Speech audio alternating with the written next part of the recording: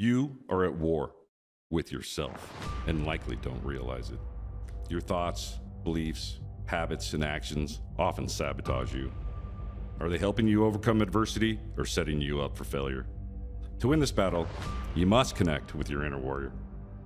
We all have a warrior within us, one that strengthens our resolve and helps us to rise to meet life's challenges. If you're just surviving rather than thriving, then it's time to embrace the warrior archetype, live the warrior ethos, and ascend. If you are a veteran, first responder, or someone looking to take charge of your life, find your tribe, and then be the hero of your own story, this podcast is for you.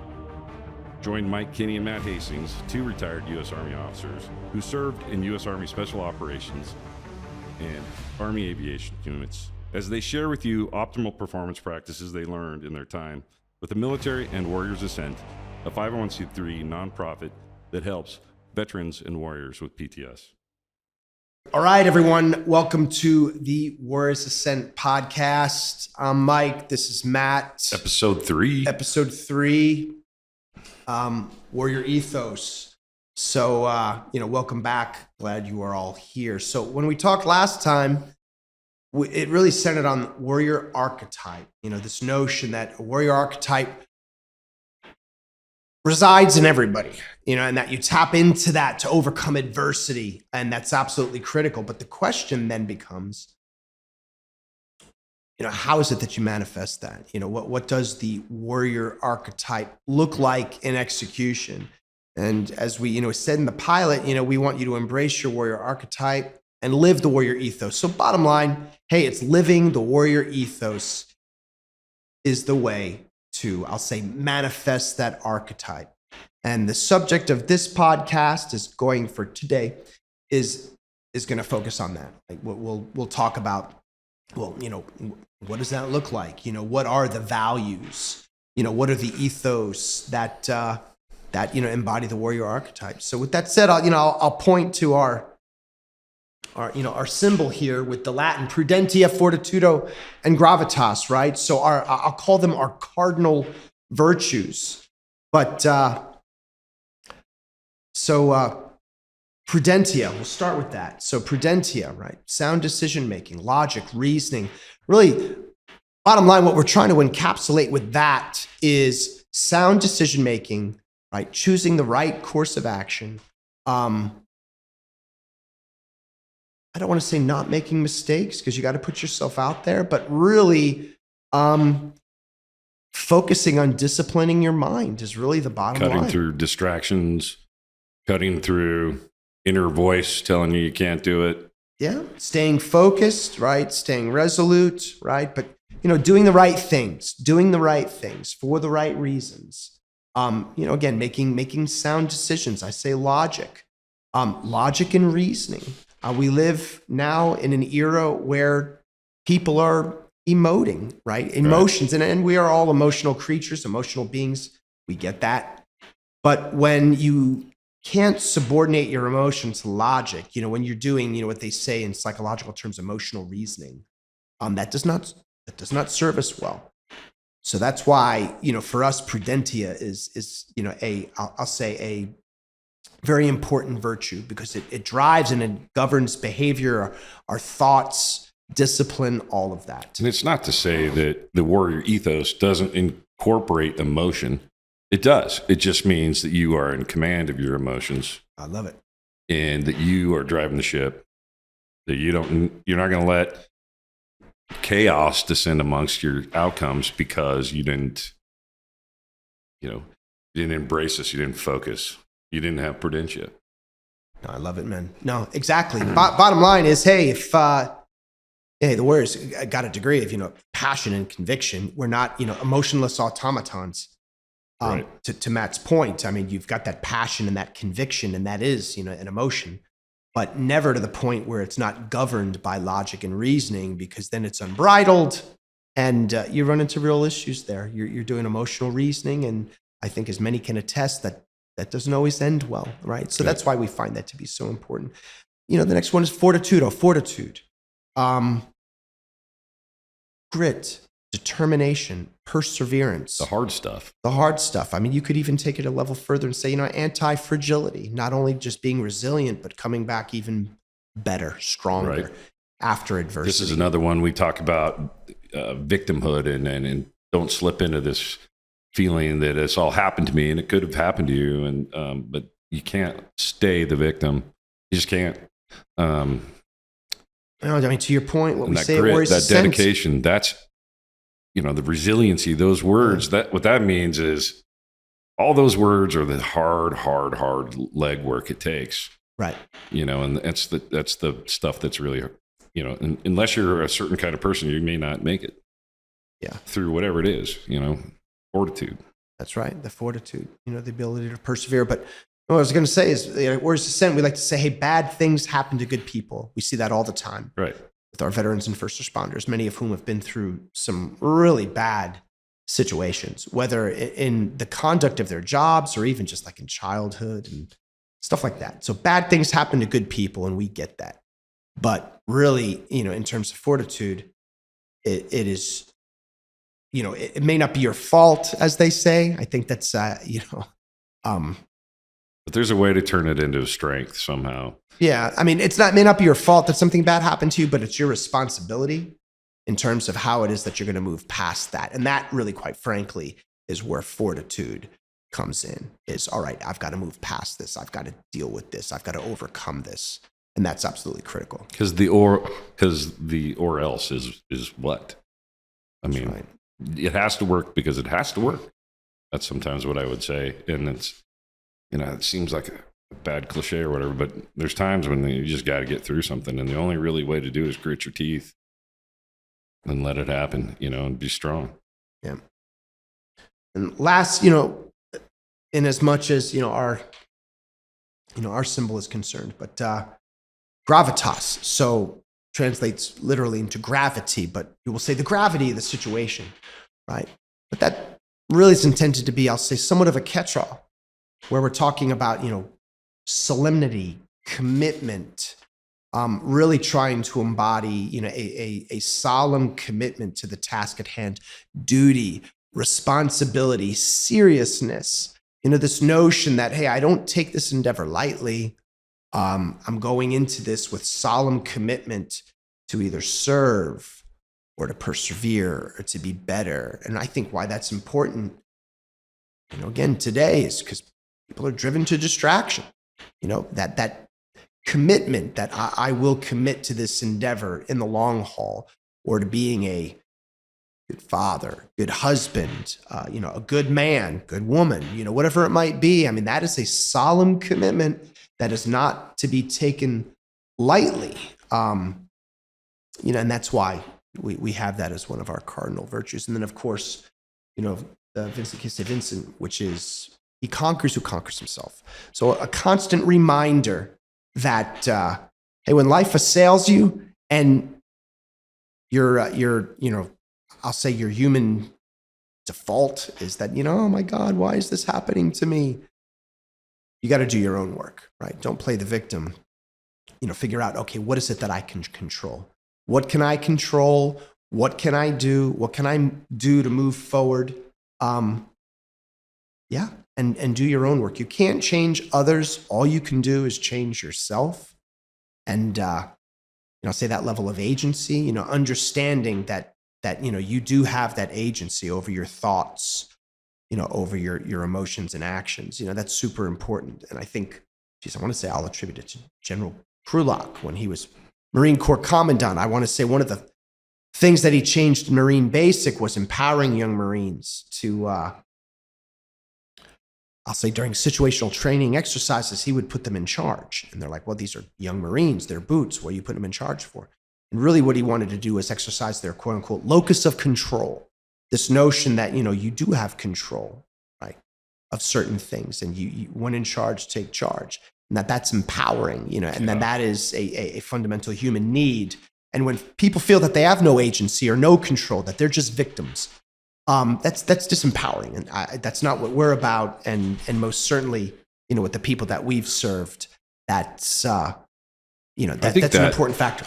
that local, empowerment. And that was something I learned a lot from great leaders that I loved, is to empower down to your next level subordinate leader, and have them grab that gravitas and say, no, you got a big piece. It's, not for somebody your rank, but we trust you. And that, how that builds in here. We had a thing when you finally made pilot in command of an aircraft.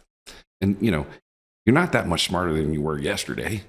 But now I'm the pilot in command, and everything that happens is my fault. So when my very first flight, and they put me at the second lieutenant, which is really rare to see a second lieutenant in the units in aviation because it just takes so long to get through flight school. But I'm like, man, I'm a W01, and this is a second lieutenant. We're flying out of Seoul, Korea, down the river, and it's like I could hear things in that helicopter that I didn't hear the day before when I was second in command. Like it steps it up. It steps your game up. It steps up my awareness. And I started learning more because of that, and I think, and it's another thing I wanted to just say is that the warrior people that would need the warrior ethos to live that are a certain class of people we discussed. These are service-oriented people that would go into jobs like the military, like fire, like EMS, like healthcare, whatever it is, and maybe healthcare to the exception. But they're not going in there for the paycheck mostly. Right. Like, we didn't make a whole lot of money. Even a 4-star general didn't make a lot of money.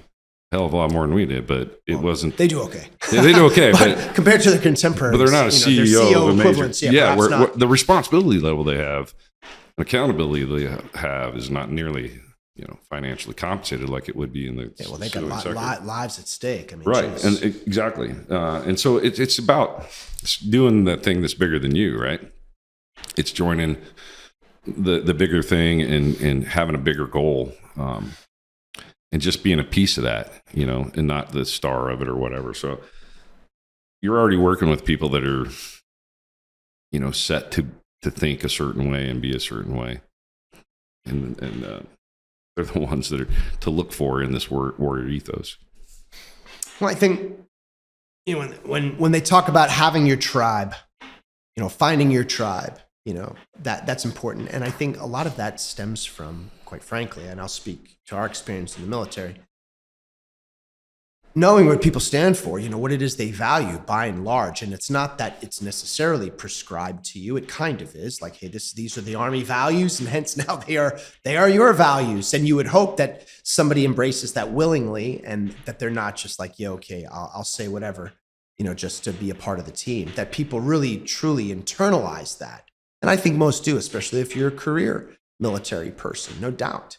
And we'll speak to some, we'll break out, some of those, I'll call them cardinal virtues for us, into things that are maybe a little bit more intuitive.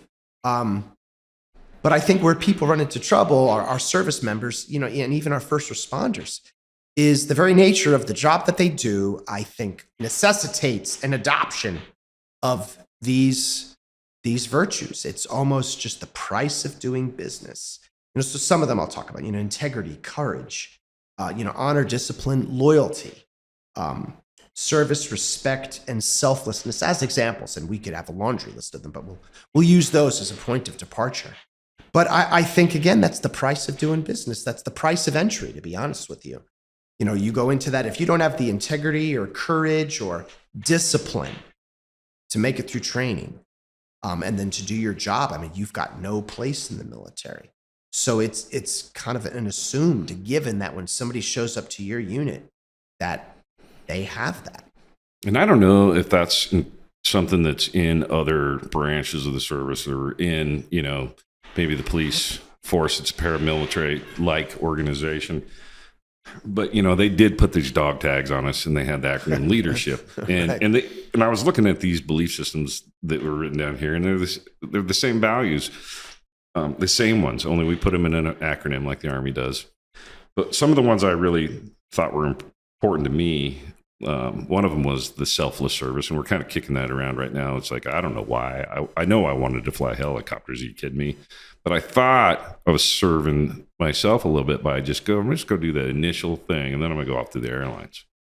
It's just a stepping stone. But what had happened to me is these darn value systems grabbed a hold of me, and I really liked the tribe, right? The other one I really love, in this one it said courage, but in the Army they in particular say personal courage. And I was really like that one, and it guided me a lot of times when I was, freaking scared, to be honest with you. Like, I know we're going out on a really shit mission tonight, and I know the bad guy's going to be there, and I know we're going to do a pretty hairy raid. And everybody's going to make me be the guy that's the main planner, the main guy in front, and the one who's going to keep this stuff together the whole time. That's a lot of pressure, right? So, I don't know. I really would think about these damn things on my dog tags. So when you fly, you definitely have your dog tags on. And I'd look at those, and that personal courage, man, I would just have to sit there and really figure out how to, I was already in the warrior ethos. I was already being the warrior, but I had to super warrior it sometimes, and I'm sure you may feel the same way. And other people do the same way, but those are some of the ones. And I just think this whole thing with duty, respect, honor, integrity, I mean, those are just like, those belong for anybody and everybody, I feel like something we should be teaching to our high school. Now, maybe they are, I don't know, but it doesn't feel like we're coming out with the kind of values that we did. But I'll also mention that it got more important to me the older I got, the more rank I got, the more engaged in the deeper planning of the Army and the bigger picture of the Army, rather than just being a guy doing what they're told to do, Well, I think, to your point, being a part of a unit, I think that, that unit, again, aviation, Army, in my case, I'll say the military academy, all of it, they've got their own, I'll say, culture and ethos, which, as I kind of mentioned before, the price of entry is the adoption of that. And whether, somebody's like, yeah, hey, I'll say it, but not really believe it. Okay, I don't think they flourish. I think people truly, to go through the ringer that you and I have both gone through and endure a lot of stuff, I think you really do have to truly embrace, what it is that they're saying. So, at the military academy, duty, honor, country. And yeah, in many regards, I know it's alive and well, but, the sense of duty, to a higher purpose, honor and integrity, doing the right things, even nobody's looking, even when nobody's looking. Right. Exactly. Because, it's the honorable and right thing to do. That's important. And then lastly, country. John F. Kennedy, right, asked, not what your country can do for you, but what you can do for your country, right? Okay, are we still doing that? Or if it's like, hey, what can I get? What am I getting out of this?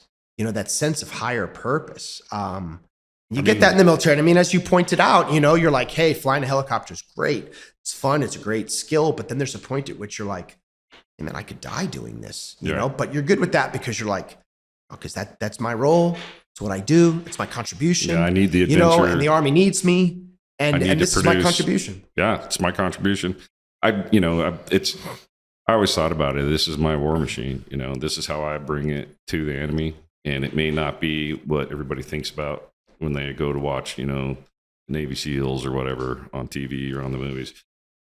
But it's how we're bringing the fight, and we're bringing it every day, and it's hard, and it's behind the scenes, and this transitions back to coming home, and especially when you've been entrenched with that warrior ethos at all times. And in fact, amongst our own populations, we sniff out ones that aren't living up to the value system, to the standard, because I was a standards guy. And I'll find you not living up to my standard, and I'll bring you up to the standard. Right. But then when we get home, I think for me, it was at every deployment return, driving around and just noticing nobody cares. Nobody cares. And then once I retired, it got really bad for me. Seeing the lack of, anybody living by these unbelievably good value systems, loyalty, duty, respect, or thinking that I already have those inherently. You have to treat me a certain way. You must already give me respect without any earning of that respect. or the fact that people could speak to me in a disrespectful way. And I'm thinking, do you have any idea? And it's like, once you start telling yourself, do you know what I've done for you? That's time to me, it was like time to not have those conversations. Yeah. I mean, I hear you there, because a lot of people don't understand, they don't understand what you've been through. But, the other thing too is kind of like entitlement versus, rite of passage. That's another thing in military, obviously very structured. You have to earn it. You come up through the ranks, you're not given anything. You've got to go through all the wickets, CW1, right? Second lieutenant, boom, boom, boom, boom, boom. And you're doing crappy jobs. You're doing the extra duty that nobody wants to do, and it's because you're low man of the totem pole and you're earning your bones. And again, the rite of passage thing. And then finally you get to where you're a CW4, you're very accomplished. I'm going to speak to myself, but Lieutenant Colonel. Right. Okay, man, I've done some things. I've earned some things, and then you come out in the world and, this unbridled sense of entitlement, and you kind of scratch your head and you're like, well, what have you done? What have you done? What have you earned? Right. Well, here I am, and I'm entitled to this or that. And that doesn't sit well with a lot of people, especially not military people that have earned pretty much everything they've gotten. But yeah, we could go on, and I don't want to get overly negative, but those are the things, I'll say the friction points that, that we deal with a lot, and I think, again, not going on a tirade, but it is a function of the units and the organizational cultures to which we belonged. I'll say the ethos and the values that were predominant in those organizations. And then I'll say the level of disjointedness, when you come out and you're like, okay, these are valued by everybody, right? And it's like, they're just not. Not really, man. And that can be an issue. And I know with our warriors, bringing it back to that, with our warriors, that becomes a really big issue, because whether you're a veteran, first responder, whatever. I can't even mention being a policeman right now. Well, I know, and how, like you said, very aptly put, they go out every day. They're not in a theater. They rotate back and, all right, I'm safe now. They're on the beat all the time. Firefighters getting called. It never ends for them, right? It never ends, and then they have to embrace these values, I would submit to you, out of absolute necessity. This is the prerequisite to do your job. And then, when they're faced with other people that just kind of don't understand or don't care, or even more, not even don't care, they just don't value it. Yeah, they don't value it, and you're providing them a service to the community, and they don't even understand. So for me, that I started feeling like nobody gets it. And when I found out that's not true. Well, there's a lot of us that embody all this, and we all are sitting, not all of us, but a lot of us are sitting back. But what we can do here, and I think what this is all about, is starting this movement, of don't take this anymore. We're not victims. We've got a lot to give, and we have these values that we already understand. We already know how to bring our warrior. We may not know how to turn it off. We may need some adjustments here and there, but there's a lot of help out there. And Warrior's Ascent is my favorite one, and the one that I'm going to spend all my time on because it worked for me, and that's all that I needed to say for me. But I